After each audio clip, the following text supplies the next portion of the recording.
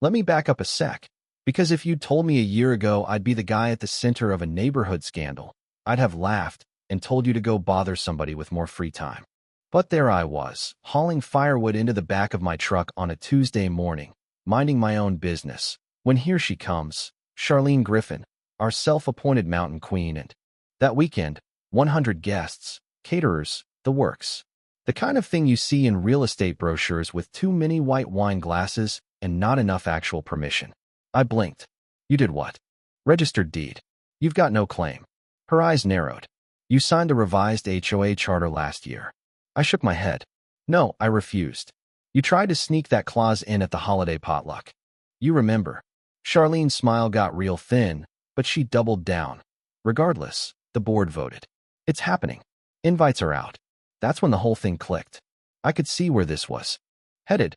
And let me tell you, when someone tells you to make yourself scarce on your own property, you either laugh or you get to work. I did the latter. Changed my gate code, chained the back trail, called my buddy at the tow yard for backup, set up cameras. If there was a textbook for petty mountain warfare, I was writing it in real time. By Friday, I was holed up in the cabin with a pot of chili and a six-pack, just waiting for the show. Saturday, noon sharp, the circus rolled in. Lexus, Range Rover, catering van, even a shuttle bus, everybody dressed for a Napa vineyard. See, but I'd done my homework. That only applies to common grounds, not my cabin. Suddenly, her crowd started checking their phones, murmuring. One guy even muttered about recalling the board. And just as things got heated, a sheriff's SUV crested the hill.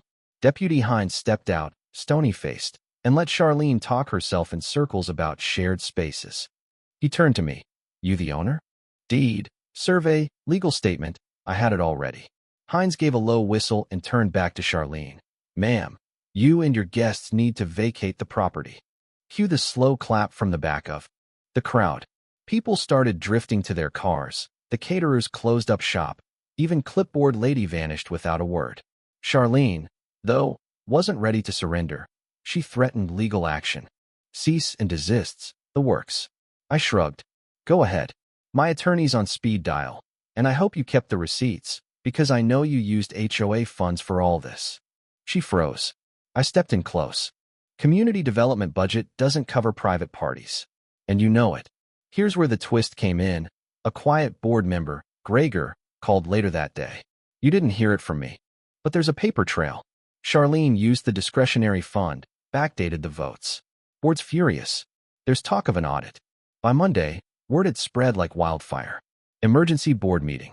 Full house. Even Detective Franks from the Financial Crimes Unit showed up. A bear of a man who looked like he'd rather be interrogating Wall Street than HOA volunteers. He laid it out, 15 grand. In unapproved spending, altered records, potential wire fraud. Charlene, for once, was nowhere to be seen. They suspended her on the spot, froze the funds, and opened up the records. I stood up, flash drive in hand, and handed over footage, voice recordings, signed statements, my entire mountain of receipts. There's your evidence. Franks nodded, promising charges would be filed. And just like that, the community's mood shifted from fear to fury. People wanted blood, or at least, their dues back. That was just the beginning. Turns out Charlene hadn't stopped at my cabin. She'd also used HOA money to landscape protected land on the edge of my property, falsifying environmental reports, signing off on jobs that never should have been done. The ADA called, asking if I'd testify.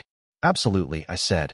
And when they found the fake invoices, the missing funds, and the fact that her cousin's place was now sporting a brand new deck and fire pit, well, nobody was surprised, except maybe Charlene herself. When they finally arrested her, the local paper ran her mugshot on the front page. The charges kept coming: fraud, forgery, conspiracy, misuse of public funds.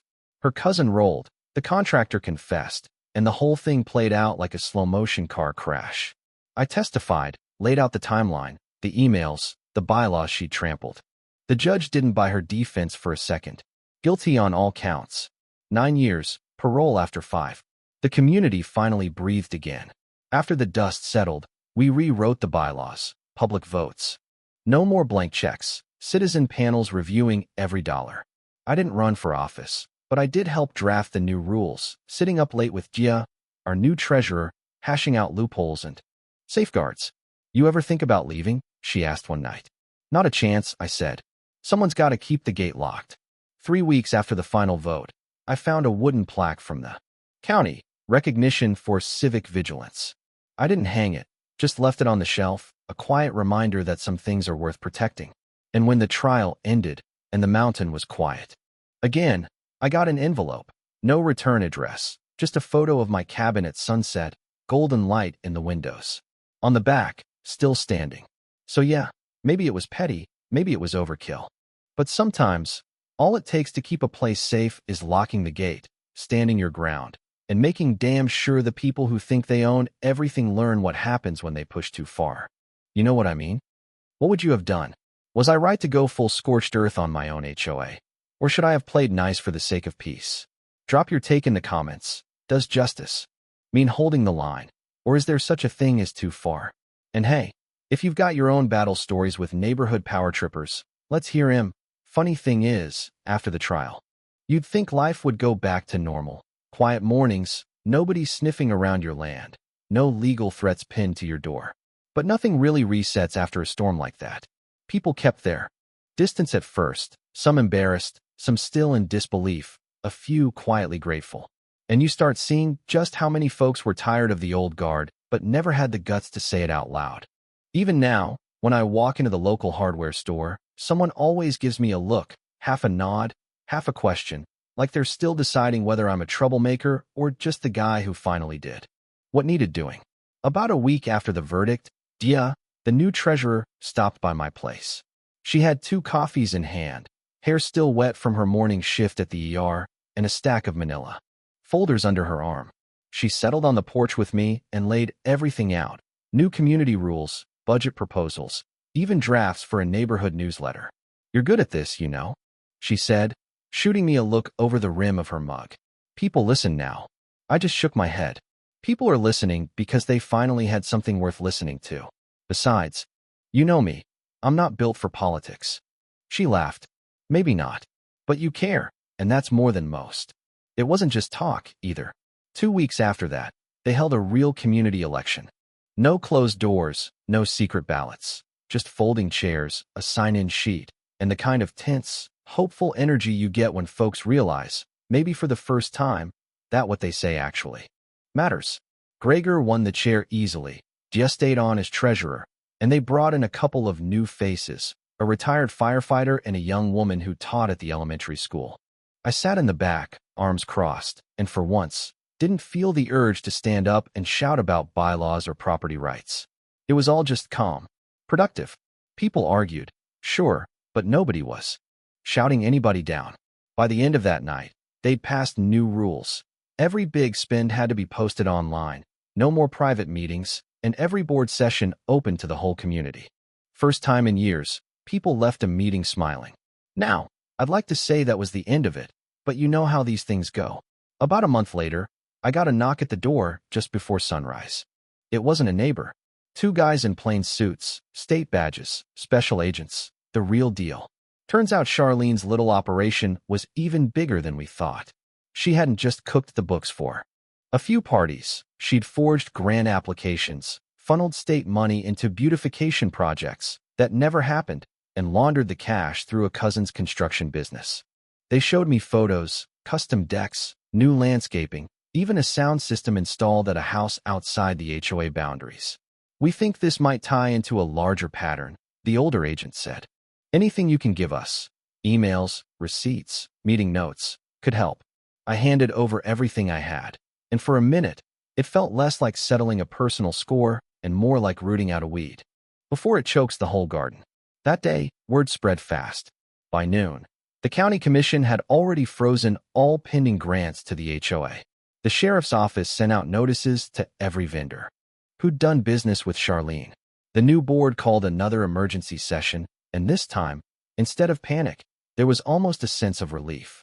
Gregor stood up, steady as always, and laid it out. We clean house now, or we never get another shot. They voted to dissolve the old slush fund, set up rotating citizen auditors, and announced a full public audit of the last 5 years. Nobody objected. That's when the mood shifted. People started pitching in for real. Somebody organized a trail cleanup. Dia launched a food drive. The local fire chief set up a disaster response workshop. For the first time in years, the community felt like it was pulling in the same direction, not just circling the wagons against whoever yelled loudest. But not everybody was ready to forgive and forget. Some folks blamed me for stirring the pot, said if I'd just played along, none of this would have blown up. You could have let her have the party, Brandon, what's the harm? They'd mutter. But you know what? Most people saw it for what it was, a wake-up call, not just for the HOA, but for anybody who thought the rules didn't apply to them. And honestly, I slept a lot better at night knowing the locks on my gate were just that, locks, not lines drawn in the sand. 3 weeks later, the state pressed formal charges against Charlene and her cousin. Wire, fraud, conspiracy, even environmental violations for the work she ordered in the protected zone. The local paper called it the biggest scandal in county HOA history. Some people thought that was overblown, but for us, it felt personal. I had to testify again, but this time it was easier. No drama, just the truth, plain and simple. The evidence was bulletproof. The judge didn't hesitate. Guilty on all counts. 9 years for her, parole after 5 if she's lucky. Her cousin got less, but he'll never work in construction again. After the sentencing, I got another package in the mail. No note, just a photo of the cabin at sunset, same as before, but this time the gates were wide open, and 2 kids were playing catch in the front yard. On the back, in a neat, careful hand. Thank you for fighting for all of us. For a long moment, I just stood there on the porch, staring at the hills. It didn't feel like victory, more like relief. Like maybe, finally, we'd paid off some old debt the neighborhood owed itself. So that's how it played out. Was it messy? Hell yeah. Did it cost us all something? No question.